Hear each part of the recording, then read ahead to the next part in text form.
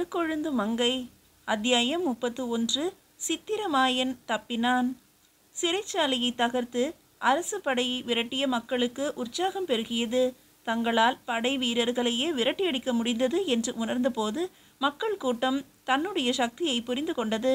மக்களின் ஒன்று திரண்ட சக்தியின் எதிரே மன்னன் ஒரு துரும்பு என்ற உண்மை புலப்பட்ட போது அதுவே வெறியாக மாறியது. கூட்டத்தில் யாருக்குமே சிந்திக்கும் திறன் இல்லை. பைத்தியக்காரத்தனமான இரத்த வெறி கூட்டத்தை தலைமை தாங்கி சென்றது. அரச வீதியை அடைந்த போது மக்கள் கூட்டம் காட்டாற்று வெள்ளம் போல பாய்ந்து கொண்டிருந்தது. அதில் ஒழுங்கில்லை, கட்டுப்பாடில்லை, என்ன செய்கிறோம் என்ற உணர்வில்லை, தலைவன் இல்லை. ஒவ்வொருவனும் தலைவனாக இருந்தான். உதயச்சந்திரன் தலைமையில் ஏற்கனவே அரண்மனையை நோக்கி சென்ற மக்கள் அரண்மனையை நெருங்கிவிட்டார்கள் என்ற செய்தி அரண்மனைக்கு எட்டிய போது சித்திரமாயனின் தைரியம் மறைந்துவிட்டது. கோட்டை தளபதியையும் ஊர்காவல் படை தலைவரையும் மக்களை தடுத்து நிறுத்தும்படி ஏவினான். அரசு படை அரண்மனைக்கு முன்பு அணிவகுத்து நின்றது. அரண்மனைக்குள் மகாராணியின் அறையில் ஆலோசனை நடைபெற்று கொண்டிருந்தது. எல்லோருடைய முகங்களிலும் கவலை குடி கொண்டிருந்தது. லீனாவின் உடலை தர்மாசன மண்டபத்தில் கிடத்தி உதயச்சந்திரன் பேசிய விவரத்தை ஒற்றன் கூறியதை கேட்டபோது சித்திரமாயனின் முகம் பீதியினால் வெளுத்துவிட்டது. எல்லாம் உன்னால் வந்த வினைதான் என்று பிரேமவர்தினி கோபத்துடன் சித்திரமாயனை நோக்கி கூறினாள். அவளுக்கு அழுகையே வந்துவிட்டது. சித்திரமாயன் அப்போது பதில் சொல்லும் நிலையில் இல்லை. அருகில் இருந்த மேகலா, இப்போது என்ன வந்துவிட்டது? ஒரு கோழியை போல பதறுகிறீர்கள். கையால் ஆகாத மக்கள் கூட்டத்தை கண்டு இவ்வளவு பயமா என்றால் அலட்சியமாக. அவளை நோக்கி கோபமாக திரும்பிய மகாராணி, உன்னிடம் ஆலோசனை கேட்கவில்லை, பேசாமல் வாயை மூடிக்கொண்டிரு என்றாள். ஏன்? பல்லவ நாட்டின் நிர்வாகத்தில் எனக்கும் அக்கறை உண்டு என்றாள் மேகலா கோபத்துடன். அக்கறை கொள்ளும் உரிமை பல்லவ குலத்தவருக்குத்தான் உண்டு. நான் இளவரசரின் மனைவி. உன்னை இந்த அரண்மனைக்குள் நுழைய விட்டதே பெரிய தவறு. நான் தான் பல்லவ நாட்டின் வருங்கால மகாராணி என்பதை மறந்துவிட வேண்டாம் என்று வெடித்தாள் மேகலா. அருகதை இல்லாதவளுக்கு அந்த பதவி கிட்டுகிறது. உன்னுடைய சிறுமதியால் தான் இந்நாட்டின் ஆட்சியில் தலையிட்டு வந்தாய். உன்னால் தான் இப்போது பெரும் குழப்பம் ஏற்பட்டிருக்கிறது. உன்னால் தான் கடிகையில் பலர் இறக்க நேரிட்டது. எல்லாம் உன்னால் வந்த வினை என்று இறைந்தாள் பிரேமவர்தினி. மகாராணியின் கோபத்தை கண்டு மேகலா நடுங்கி போனாள். கண்கள் கலங்கின. கோபத்துடன் திரும்பி சித்திரமாயனை பார்த்தாள். அவன் தலை குனிந்தவாறு ஏதோ சிந்தனையில் இருந்தான். அங்கிருக்க பிடிக்காதவளாக எழுந்து கோபத்துடன் விரைந்து வெளியேறினாள். மகாராணியின் கோபம் இப்போது சித்திரமாயன் மீது திரும்பியது. சக்கரவர்த்தியாக முடிசூட ஆசை இருக்கிறதே தவிர அதற்கான அருகதை உனக்கு இருக்கிறதா? இன்று மக்களையே பகைத்து கொண்டு பெரிய ஆபத்தை உண்டாக்கிவிட்டாயே. அவள் அவ்விதம் பேசி அவன் கேட்டதில்லை. அப்போது அவள் அவனை குற்றம் சாட்டிய போது பதில் கூற இயலாமல் நின்றான். உள்ளூர எழுந்த கோபம் கையாலாகாத உணர்வாக மெலிந்து தேய்ந்து கொண்டிருந்தது. அவனுடைய முகம் பீதியால் வெளுத்துவிட்டது. மகாராணியின் உடல் பயத்தினால் நடுங்கிக் கொண்டிருந்தது. பேரழகியான பிரேமவர்தினி அதற்குள் எப்படி உருமாறிவிட்டாள்? களை இழந்த முகம் வெளுத்து மகாராணி எனும் ஸ்தானத்தின் கம்பீரம் மறைந்து உள்ளத்தில் நிரம்பியிருந்த கர்வம் பங்கப்பட்டு ஒரு பாமர பெண்ணை போல பரிதாபமாக நின்றாள். எல்லாவற்றுக்கும் சித்திரமாயன்தான் காரணம் என்பதை நினைத்த போது அவன் மீது மிகுந்த கோபம் எழுந்தது. பாவி, நீயும் கெட்டு இந்த நாட்டையும் கெடுத்து என்னையும் வாழ விடாமல் செய்துவிட்டாயே. அவளது மனம் பொறுமியது. தாழ முடியாத வெறுப்பும் கோபமும் கொண்டவளாய் சித்திரமாயனை பார்த்தாள்.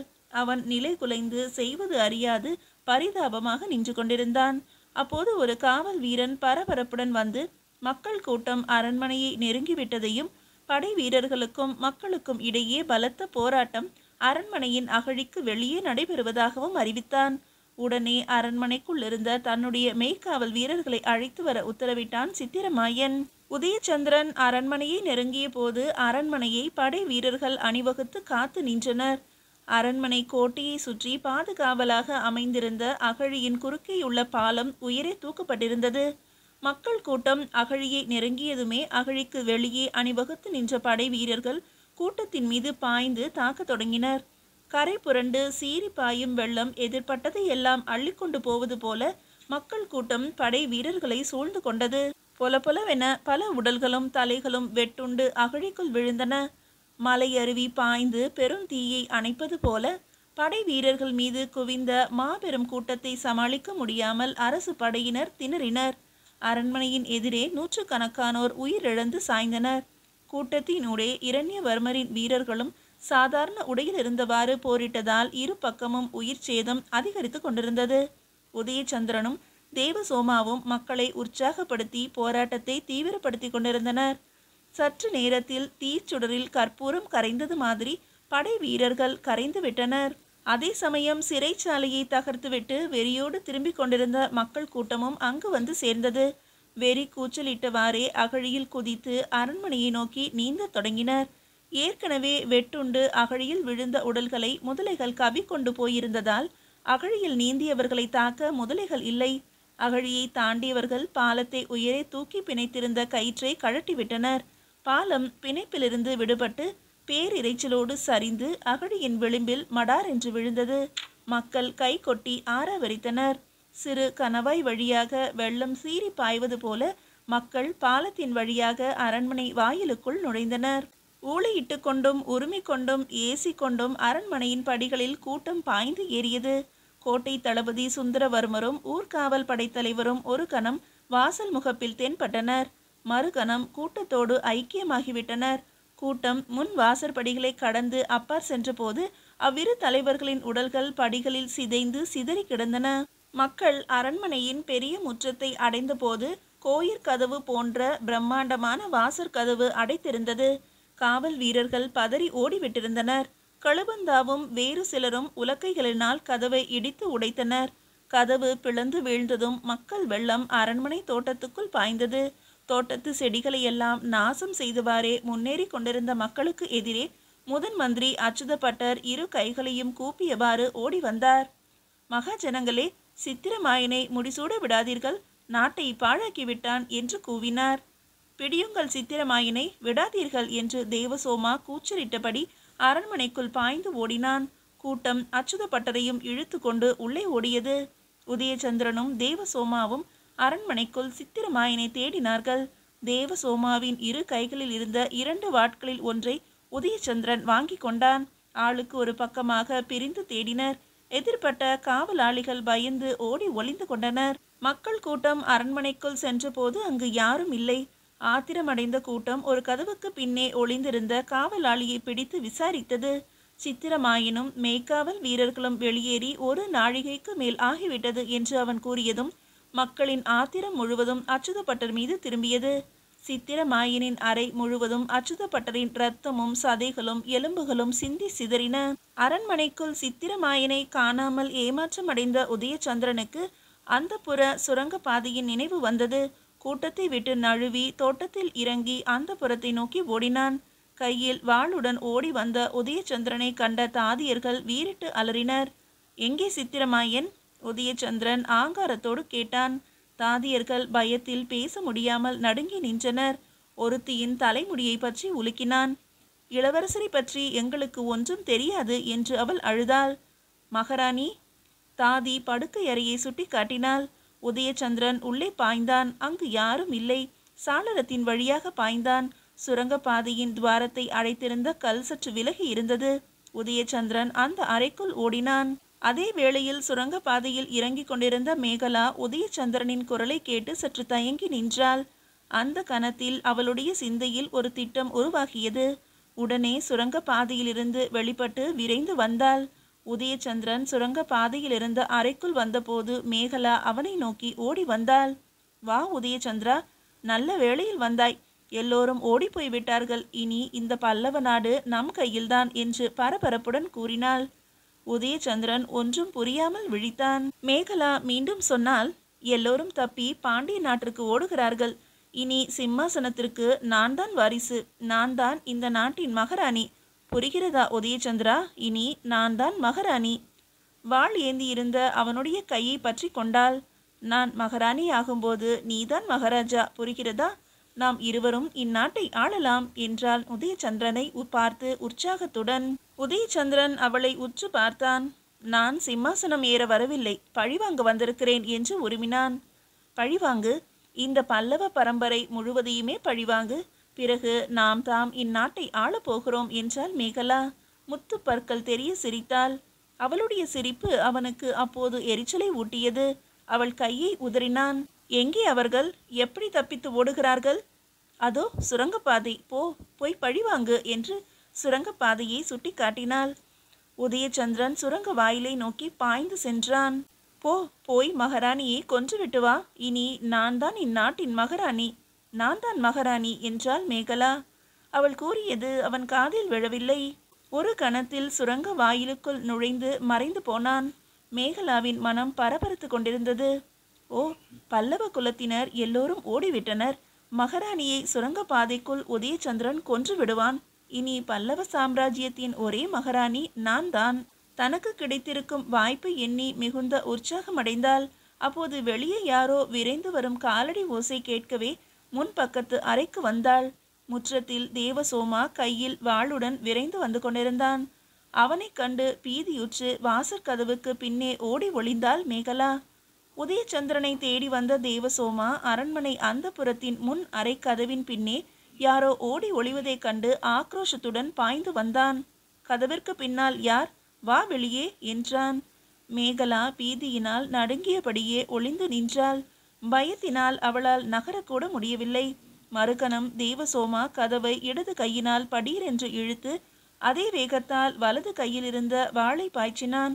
வீல் என்று கதறியபடி மார்பிலிருந்து குருதி கொப்பளிக்க மேகலா வெளியே சரிந்து அவன் காலடியில் குப்புற விழுந்தாள். சி, ஒரு பெண்ணா என்று அருவருப்புடன் முனகியபடியே சுற்றுமுற்றும் பார்த்தான். பிறகு கீழே கிடந்தவளை காலினால் மிதித்து புரட்டினான். நீயா? இந்நாட்டின் எதிர்கால பல்லவ மகாராணி அல்லவா என்று முனகினான். அந்த புறத்தில் ஆள் அரவமே இல்லை. மையான அமைதி. காலடியில் கிடந்த மேகலாவை உற்று பார்த்தான். ஒரு பெண்ணை கொன்று விட்டோமே என்ற ஆற்றாமை. அருவருப்புடன் முகத்தை சுளித்தான்.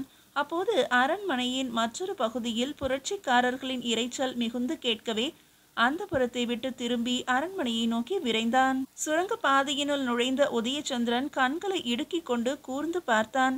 சுரங்கத்தின் உள்ளே சற்று தூரத்தில் 2 தீவட்டிகளின் ஒளி தெரிந்தது. தீவட்டிகளை நோக்கி விரைந்து ஓடினான். அவனுடைய காலடி ஓசையை கேட்டு சுரங்கத்தினுள் சென்று கொண்டிருந்தவர்கள் ஓடத் துவங்கினர். உதயச்சந்திரன் தீவட்டிகளை இலக்கு வைத்து ஓடினான். நெருங்கிய போது அவர்களுள் சித்திரமாயன் இல்லை என்பதையும் அவர்கள் பெண்கள் என்பதையும் அறிந்து ஏமாற்றமடைந்தான். அந்த ஏமாற்றம் கடும் கோபமாக மாறியது. 2 தாதியர்கள் தீவட்டிகளை ஏந்தி வழிகாட்ட மகாராணி பிரேமவர்தினி விரைந்து சென்று கொண்டிருந்தாள். உதயச்சந்திரன் பாய்ந்து சென்று அவள் கையை பற்றினான். மகாராணி, இனி தப்பிக்க முடியாது. இன்றோடு இந்நாட்டை பிடித்த பிசாசு ஒழியட்டும் என்று கூறியபடியே கையில் இருந்த வாளை ஓங்கினான். தீவட்டிகளை பிடித்திருந்த தாதியர்கள் பயத்தினால் அலறினார்கள். பயத்தோடு நிமிர்ந்து பார்த்த பிரேமவர்தினி கொலை வெறியுடன் நின்று கொண்டிருந்தவனை கண்டு நடுங்கி போனாள். ஒரு கணம் அவனுடைய முகம் நினைவில் வந்தது. வீரப்போட்டி மைதானத்தில் பார்த்த முகம். அவன் யார் என்பதை புரிந்து கொண்டாள். பெயர் கூட நினைவில் வந்துவிட்டது. சட்டென்று கீழே மண்டியிட்டு ஒரு கையால் அவன் காலை பற்றி கொண்டாள். உதயச்சந்திரா, எனக்கு உயிர் பிச்சை கொடு, கொன்று விடாதே என்று கெஞ்சி அழுதாள். அவனுடைய பெயரை அவள் உச்சரித்ததை கேட்டதும் உதயச்சந்திரன் சிலிர்த்தான். அறிவு விழிப்படைய தொடங்கியது. சீச்சி, சித்திரமாயனை பழிவாங்க தேடி வந்தவன் இப்படி ஒரு பெண்ணை கொலை செய்ய நிற்கிறேனே. குனிந்து அவளை உற்று பார்த்தான். அவளுடைய பயம் கலந்த பார்வை தீவட்டிகளின் ஒளியில் பரிதாபமாக தெரிந்தது. அவள் கண்களில் முட்டி நின்ற கண்ணீரும் பயப்பிராந்தியும் அவனை நெகிழ வைத்தன. ஒரு மாபெரும் சாம்ராஜ்யத்தின் மகாராணி அவன் பாதங்களை பற்றி கெஞ்சும் பரிதாபத்தை எண்ணி மனம் கூசினான். அவள் முகத்தை உற்று நோக்கினான். அவளுடைய முகம் பீதியினால் வெளிரி போயிருந்தது. அவள் மீது மிகுந்த இரக்கம் தோன்றியது. எழுந்திருங்கள், சித்திரமாயன் எங்கே என்று கேட்டான். மண்டியிட்டிருந்த பிரேமவர்தினி எழுந்து நின்றாள். அவன் அப்போதே மேய்க்காவல் வீரர்களோடு தப்பி ஓடிவிட்டான் என்றாள். அவனுடைய வலுவான பிடியில் சிக்கியிருந்த அவள் கையில் வலி தோன்றியது. எங்கே போகிறான்? தெரியவில்லை. நீங்களும் அவன் கூட ஓட வேண்டியதுதானே? அவன் மேற்கு வாயில் வழியாக தப்பிவிட்டான். நான் போவதற்குள் மக்கள் கூட்டம் அங்கேயும் வந்துவிட்டது. அதனால்தான் இந்த வழியோ? நீங்கள் எங்கே போவதாக எண்ணம்? தெரியாது. சுரங்க வாசலின் வெளியே மேய்க்காவலர்கள் குதிரைகளுடன் எனக்காக காத்து நிற்கிறார்கள். அவர்கள் என்னை எங்கு கொண்டு போகிறார்களோ தெரியவில்லை என்றாள். குரல் பயத்தினால் நடுங்கியது. கையில் வலி அதிகமாகவே முகத்தை சுளித்தாள். அதை கண்ட உதயச்சந்திரன் அப்போதுதான் அவளுடைய கையை வலுவுடன் தான் பற்றி இருந்ததை உணர்ந்தான். அவள் கையை விடுவித்தான். பற்றி இருந்த இடம் கன்றி போயிருந்தது. நீங்கள் போகலாம் என்று கூறி வழிவிட்டு விலகி நின்றான் உதயச்சந்திரன். உதயச்சந்திரா, இந்த உதவியை நான் என்றும் மறக்க மாட்டேன் என்று தழுதழுக்க கூறி அவனை கைகூப்பி வணங்கினாள். அவள் கண்களிலிருந்து கண்ணீர் பெருகியது. உதயச்சந்திரன் ஒரு தாதியிடமிருந்து தீவட்டியை வாங்கினான். ஒரு தீவட்டி உங்களுக்கு போதும். மகாராணியை ஜாக்கிரதையாக கொண்டு சேருங்கள். சீக்கிரம் போங்கள். மக்கள் கோட்டைக்குள் தான் கலகம் செய்கிறார்கள். கோட்டைக்கு வெளியே இன்னும் பரவவில்லை. சீக்கிரம் வெளியேறி போங்கள் என்று கூறிவிட்டு அவர்கள் போவதை பார்த்து கொண்டு நின்றான். அவர்கள் தூரத்தில் மறைந்ததும் கையில் இருந்த தீவட்டியை உயர தூக்கி பிடித்தபடி திரும்பி நடக்கத் தொடங்கினான். சித்திரமாயனை தப்ப விட்டு விட்டோமே என்ற எண்ணம் மனதில் பெரும் வேதனையை கொடுத்து கொண்டிருந்தது.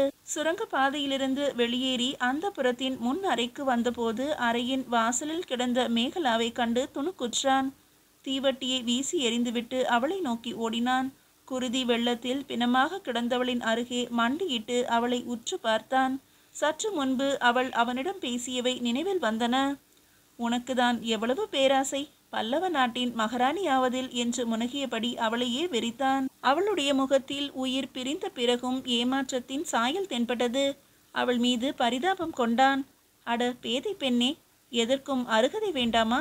உன் ஆசை ஒரு நொடியில் பொசுங்கிவிட்டதே. மகாராணியுடன் நீயும் தப்பி ஓடி இருக்கலாமே. உன் தலைவிதி இப்படி. அவளை பற்றிய கடந்த கால நினைவுகள் மனதில் உழைந்தன. அவன் மீது அவள் கொண்டிருந்த மோகம், அதற்காக அவள் எடுத்துக்கொண்ட முயற்சிகள், கடைசியில் அவளுக்கு ஏற்பட்ட ஏமாற்றம், கோபம் எல்லாம் மனதில் வட்டமிட்டன.